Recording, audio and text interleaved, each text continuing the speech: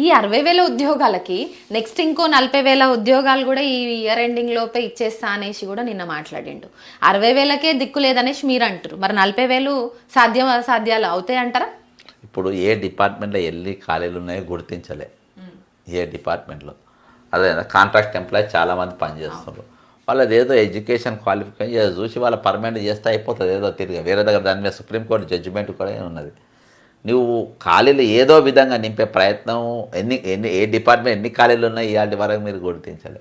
Retirement అయిన ఎంప్లాయీస్ని ఇవాళ కొనసాగి విద్యాసాగర్ రెడ్డి అనేటోడు ఇవాళకి శ్రీనిధిలో సీతక్క పెట్టుకొని ఇవాళకి అందులో 450 మంది వీడుంటే మేము చేయం మీరు రిటైర్మెంట్ చేయడం ఇంకేందని 450 మంది శ్రీనిధిలో రిజైన్ చేసి బయటికి వెళ్ళిపోయిన పరిస్థితి.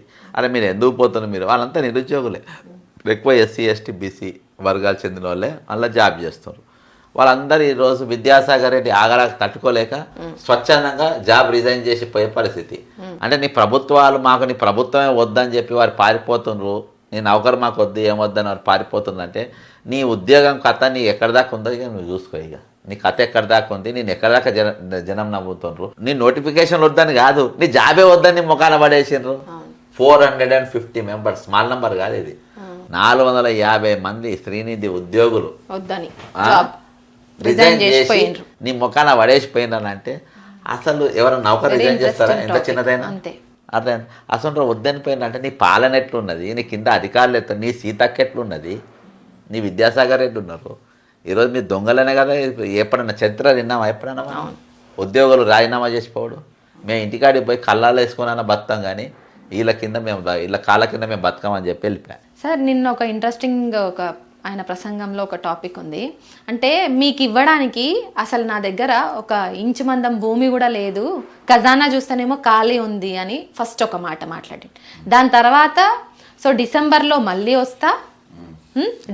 మళ్ళీ వచ్చి సభ పెట్టుకుంటా, అప్పుడు మీరు ఎన్ని కోట్లు రిలీజ్ చేయమంటే అన్ని వేస్తా, ఇప్పటికే విద్యా రంగానికి సంబంధించి 40,000 కోట్లు నేను శాంక్షన్ చేసే పనిలో ఉన్నా, అందులో 1000 కోట్లు ఈ ఉస్మానియా యూనివర్సిటీకే కేటాయిస్తా. జాతీయ స్థాయిలో యూనివర్సిటీలు ఎట్లుంటాయి అట్లా తీర్చిదిద్దుతో యూనివర్సిటీని పూర్వ వైభవం తీసుకొస్తా అన్నాడు. అందులో ఏది అబద్ధం అంటారు, ఏది నిజం అంటారు? ఫస్ట్ ఒక మాట మాట్లాడిండు, చివరిగా ఒక మాట అయితే ఫస్ట్ డబ్బులు ఎవరికి లేవు?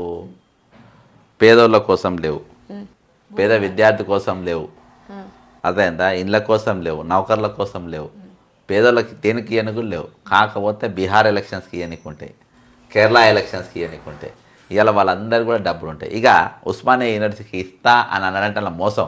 నాకు తెలిసి నిన్న కార్యకర్తల మీటింగు పోత ల్యాండ్ సర్వే కూడా అయినట్టు అనిపిస్తుంది. ఉస్మానియా యూనివర్సిటీ కాల్జాగ్ ఉంది కదా, దానికి డిసెంబర్ లోపే ఎసరు పెడతాడో ఏమో, అందులో వచ్చే పైసలల్లో దిష్టి తగలకుండా వీళ్ళకి ఏమన్నా చుట్టూ తిప్పి వీళ్ళకి ఇసుడుతాడో ఏమో. ఎవరికి? ఉస్మానియా విద్యార్థులకు.